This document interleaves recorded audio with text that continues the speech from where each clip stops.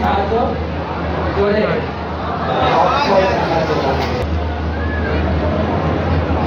তারপরে রাধা গোবিন্দ জিও কি তারপরে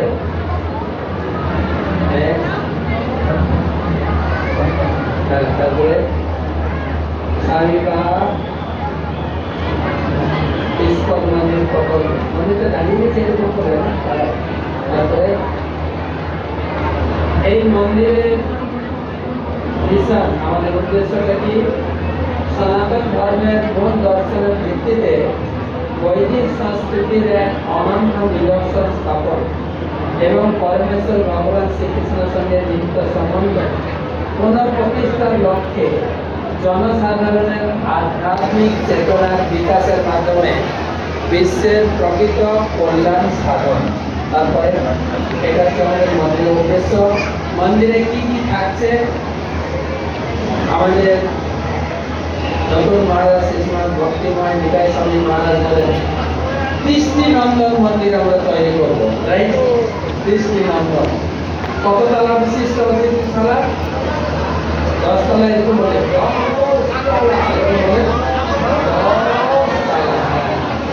10 তলা। তারপরে সুবিশাল প্রসাদম হল। প্রসাদটা বড় হবে কিনা জানি না, প্রসাদম হলটা বড় হবে, ঠিক আছে? আচ্ছা, তারপরে Govinda restaurant, gift shop, classroom. আমাদের প্রত্যেকটা বিভাগে একটা একটা ক্লাসরুম থাকবে। তারপরে লাইব্রেরি, সেমিনার হল। আমাদের মন্দিরে প্রোগ্রাম করতে গেলে বাইরে সেমিনার হল ভাড়া করতে হয়। Seminar hall, museum, community centre, ভক্তি বেদান্ত, মেডিকেল, আর পার্কিং। নিচের বেসমেন্টে 2 তলা না 3 তলা? 3 তলা পার্কিং। 3 তলা পার্কিং, অডিটোরিয়াম। মোটামুটি একটা স্ট্রাকচার। আরো যদি মাথায় কিছু পরিকল্পনা আছে বাড়তে পারবে। তারপরে কেন মন্দির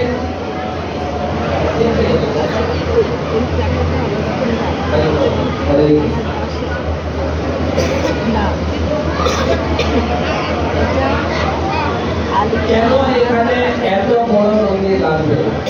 সারা বাংলাদেশের প্রাণ কেন্দ্র।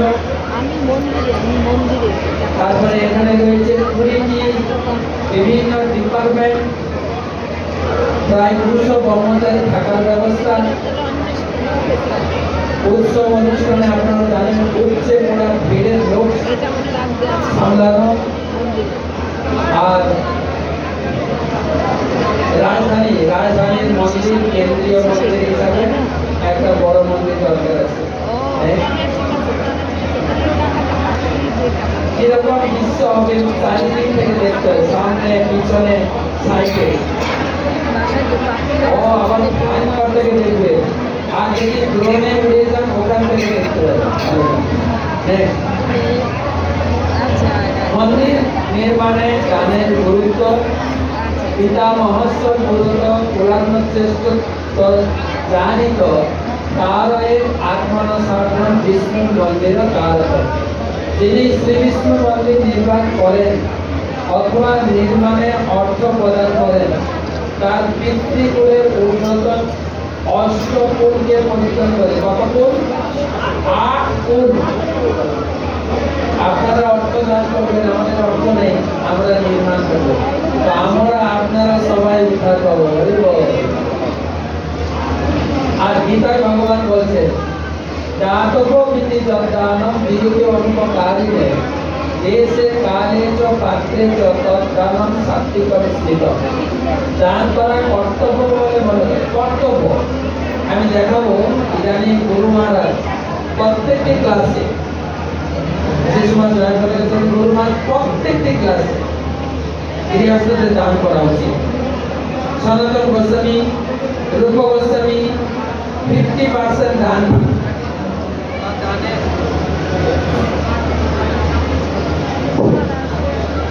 দান কথা বলে বলে লাইনটা কেটে যাচ্ছে, বলে না। রূপ গোস্বামী শাস্ত্রে বলেছেন 50% দান করে এবং তিনি দেখিয়েছেন 25%। কিন্তু আমি তোমাদের বলবো, কি বলবে গুরু মহারাজকে দেখাবো পরে গুরু মহারাজ কি বলছে। তারপরে মন্দির মানে কি? মন্দির ইংরেজি হচ্ছে টেম্পল। তার প্রত্যেকটি অক্ষরের মানে দেখেন।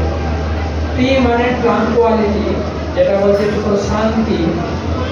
E for education, A for medication, P for purification, love and engagement. Next, ট্রাঙ্কুয়ালিটি প্রশান্তি, ভগবানের দর্শন করাবেন, ভগবানকে প্রার্থনা নিবেদন, আরতিতে অংশগ্রহণ, পারমার্থিক আলোচনা। সপ্তাহে একদিন ছুটি, শুক্রবার। মন্দিরে আসতে ইচ্ছা করে না। মন্দির একটা প্রশান্তির জায়গা। মন্দিরে ভগবান দাঁড়িয়ে আছেন সবার মনের হৃদয়ের দুঃখ শোনার জন্য। হয়তো সরকারি অফিসার, আপনি অফিসের কাজে যাবেন, তারা হয়তো অফিস ছেড়ে পালিয়ে যাবে, কিন্তু ভগবান কিন্তু টাইম মতো অফিসে খাড়া হয়ে থাকে। ভোর 4:30টায় তিনি দাঁড়াবেন, 8 ঘন্টা সবার যত অ্যাপ্লিকেশন সে জমা দেবেন, বন্ধ। আবার সেজে বুঝে 7:30টায় হাজির, বেলা 1টা পর্যন্ত যত অ্যাপ্লিকেশন আছে, যার যত দুঃখ শোক জানান, আমি শুনবো, আমি সব শুনবো। আবার বিকাল 4টা থেকে রাত্রি 8:30। বলুন তো কোনো অফিসার আছে আপনার দুঃখ শোনার জন্য অফিস চলে বসে থাকে? যে অফিস বন্ধ করে পালিয়ে যাবে। ভগবান মন্দিরে আসবে, কিছু আনেন তো গিফট দেবেন, ভগবানকে ফুল ফল দান দেন। আর কিছু না আনুন, কেবল ভগবানকে প্রণাম করবেন। ভগবানকে যদি শুধু প্রণাম করেন, ভাগবতের একটা শ্লোক আছে, কারণ বাড়িতে ভাগবত আছে, বাবা অনেকের বাড়িতে নেই তো, আজকে অক্ষয় সুযোগ, কিন্তু ভাগবত মহারাজের কাছে ভাগবত ঠিক আছে। ভাগবতের লাস্ট শ্লোক, শেষের শ্লোক, তার মানে নাম সংকীর্তনম যস্য সর্ব পাপ প্রণাশনম প্রণব দুঃখ শমনম তম নমামি হরিম পরম। বলা হচ্ছে ভগবানকে কেউ যদি প্রণাম করে, ভগবানের সামনে ভগবানকে যদি কেউ প্রণাম করে, তার জীবনের সমস্ত দুঃখ সমাপ্ত। হরি বলতে বললে, কিন্তু আমাদের হিন্দুরা ভগবানকে কি কাউকে প্রণাম করে না, শুধু এসে করে।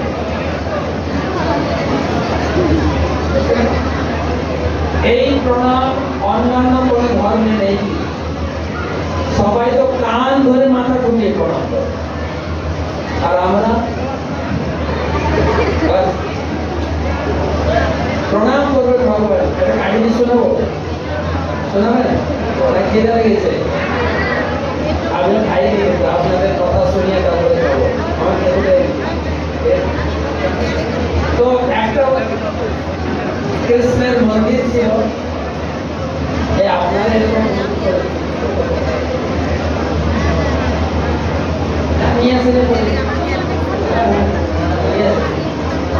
তো কৃষ্ণের মন্দির ছিল, সবাই যাচ্ছে প্রণাম করতে, প্রণাম করছে।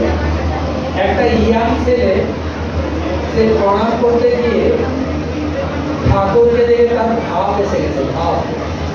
ঠাকুর কিন্তু ভাবের গ্রাহক, কিন্তু ঠাকুর কি গ্রহণ করে? ভাব। ভাব কি গ্রহণ করে? ভাব। একটা মেয়ের, তার আগে একটা কাহিনী শুনে, একটা মেয়ের বিয়ে হচ্ছিল বৃন্দাবনে, বাংলার মেয়ে বিয়ে হচ্ছে কোথায়?